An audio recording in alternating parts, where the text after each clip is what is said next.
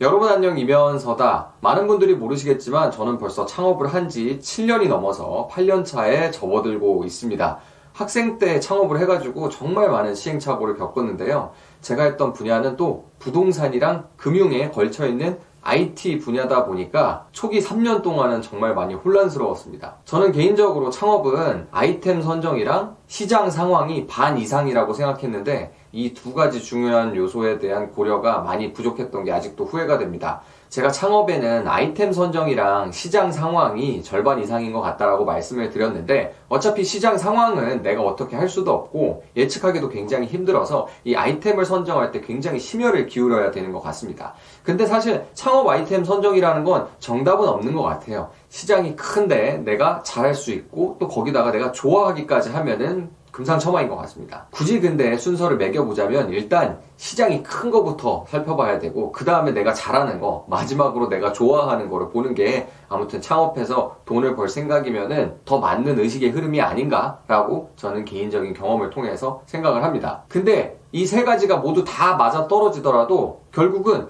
금지되거나 허가가 안 나오면은 그 사업을 할 수가 없겠죠. 정말 단적인 예를 들면은 제가 로또를 좋아한다고 해가지고 복권 사업을 맘대로 할 수 있는 게 아니고, 또 가챠 게임이나 슬롯 머신 같은 거 좋아한다고 해서 제가 카지노를 차릴 수가 없는 거겠죠. 이렇게 금지되거나 아니면 인허가가 제한적인 업종은 삼박자가 잘 맞아 떨어지더라도 접근이 좀 어려운 게 사실입니다. 근데 제가 오늘 꼭 하나 말씀드리고 싶은 게, 제가 창업할 때까지만 해도 금지된 건 그냥 금지된 거였어요. 그리고 금지된 걸 잘못하면은 쇠고랑을 그냥 차게 되는 거였죠. 근데 이제는 또 꼭 그렇지가 않습니다. 참, 제가 몇 년 전을 돌이켜보면서 인허가나 규제 때문에 고생했던 생각을 하면은, 저는 IT 분야에서 부동산 담보대출을 자동화하려고 굉장히 노력을 많이 했었습니다. 그리고 거기에는 부동산 가치평가를 자동화하는 솔루션이 탑재가 됐었는데, 그 부동산에 대한 평가 기준이 규제로 정해져 있는데 그걸 뚫으려고 규제기관이랑 씨름하다가 그냥 만세 부르고 때려친 경험이 있습니다. 저는 당시에 아이템 선정이 미숙하기도 했고 규제에 대한 이해가 워낙 부족했기 때문에 규제가 아예 안 잡혀 있거나 아니면 규제가 너무 센 분야에 왔다 갔다 하면서 치이다 보니까 너무너무 힘들었어요. 그래서 사업하실 분들, 창업 생각이 있으시는 분들은 아이템을 고려할 때 규제나 인허가 이슈에 대해서 미리미리 살펴보시는 걸 꼭 권해드리고 싶습니다. 근데 제가 아까 몇 년 전만 해도 금지된 건 무조건 금지된 거였는데 요새는 또 꼭 그렇지는 않다고 말씀드렸죠. 규제 샌드박스라는 게 있습니다. 원래 현행 규제로는 안 되는 건데 시장 테스트나 제품 테스트를 할 수 있도록 살짝쿵 규제를 열어주는 거예요. 이 규제 샌드박스는 아이들이 마음껏 뛰어놀 수 있는 놀이터, 영어로는 샌드박스에서 유래한 말인데, 기업들이 혁신적인 아이디어를 마음껏 실험해보고 실현해볼 수 있도록 새로운 제품이나 서비스에 대해 일정 기간 동안 규제를 면제해주거나 유예해주는 제도예요. 대표적인 걸로는 산업융합 규제 샌드박스라는 게 있죠. 그래서 내가 진짜 사업을 해보고 싶다, 세상에 없는 걸 만들어보고 싶다라고 했을 때 남들이 하고 있는 걸 따라하지 않고 안 하고 있는 걸 새롭게 도전해 볼 수 있는 좋은 기회입니다. 우리가 전통적으로 주변에서 볼 수 있는 그런 사업들 말고도 제가 지금부터 얘기해 드리는 건 전부 규제 샌드박스 사례들로 이 새롭게 세상에 나온 것들입니다. 첫 번째는 찾아가는 전기차 충전 서비스인데요. 이제 전기차가 많이 보급이 되면서 전기차 충전하는 게 번거롭고 힘들 수 있겠죠. 전기차를 타보신 분들은 알 겁니다. 이게 전기차 충전하는데 꽤 걸리거든요. 근데 전기차 충전소가 전국 방방 곳곳에 구석구석에 있으면 좋겠지만 그렇지 않을 수도 있으니까 이런 걸 찾아가가지고 충전해주는 서비스, 이런 사업이 규제 샌드박스를 통해 세상에 나왔었고요. 두 번째가 캠핑카 공유 서비스입니다. 요새 개인들이 캠핑카를 되게 많이 사고 등록을 또 하잖아요. 예전에는 전국에 몇 대 없었던 것 같은데 이제는 꽤나 캠핑 열풍이 부면서 자기 캠핑카를 가지고 계신 분들이 많게 됐습니다. 근데 캠핑카가 있다고 그래가지고 캠핑카에서 먹고 자고 하는 게 아니니까 노는 시간에 개인들끼리 캠핑카를 공유할 수 있도록 내가 안 쓸 때 대여해 줄 수 있는 그런 서비스, 규제 샌드박스를 통해서 또 탄생을 했고요. 이 서비스를 통해서 영업용 차량이 아닌 개인 차량임에도 불구하고 차를 돈을 받고 빌려줄 수가 있는 거죠. 이렇게 개인끼리 캠핑카를 빌려줬다 받았다 할 수 있는 중개 플랫폼이 생김으로써 개인 차량도 돈 받고 대여해 줄 수가 있게 된 거죠. 그 다음 세 번째가 베리어 프리 키오스크라는 겁니다. 베리어 프리, 무슨 뜻일까요? 베리어? 장벽이 없다?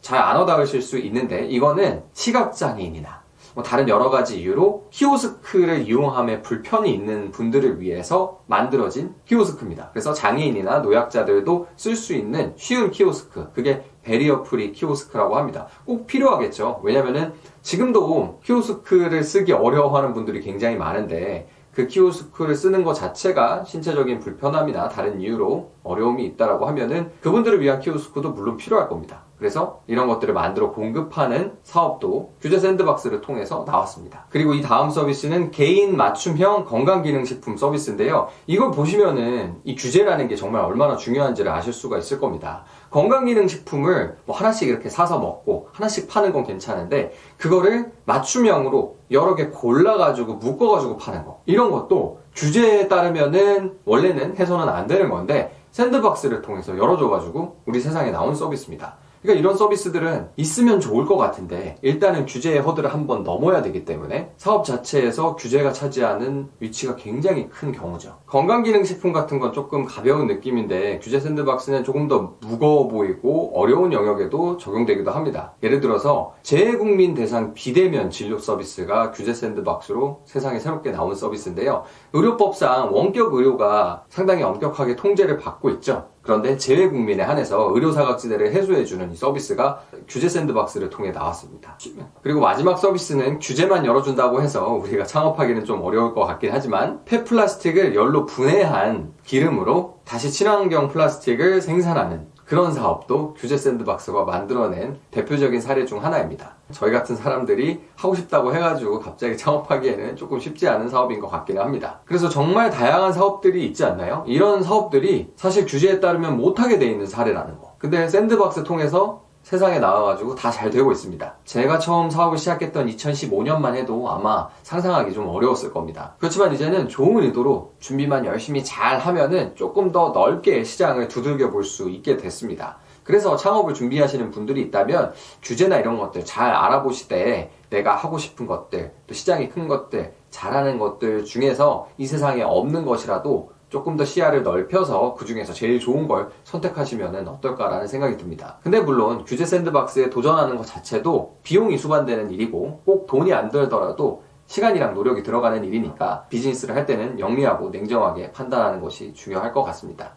이렇게 기깔나는 최신 트렌드의 아이템을 보고 있자니 옛날 생각이 나는데요. 저는 규제랑 아이템 때문에 힘들기는 했는데 그래도 정부 산하기관에서 참 많은 도움을 받았습니다. R&D부터 사업화까지 여러 기관들의 도움을 받았고 정말 감사하게 생각하고 있습니다. 그리고 이렇게 도움을 줄 수 있는 기관 중 하나가 키아트, KIAT라는 곳인데 아까 줄줄이 말해줬던 신박한 창업 아이템들은 모두 이 기관의 도움을 받아서 성공적으로 규제 샌드박스를 수행하고 지원도 받은 회사들입니다. 이 KIAT는 한국산업기술진흥원이라는 곳인데 국내 여러 산업진흥기관 중에서 규제 혁신이랑 산업 육성 분야에 집중하고 있는 고마운 기관입니다. 사업을 하고 싶으신 분들, 창업을 준비하시는 분들, 벤처 캐피탈로부터 돈 많이 받아가지고 멋있게 사업해도 좋지만 꼭 그렇지 못하더라도 이런 좋은 기관들한테서 지원 많이 받고 좋은 아이템 골라서 창업을 하셨으면 좋겠습니다. 마지막으로 창업해가지고 직원들 월급 주는 분들 정말 애국하는 겁니다.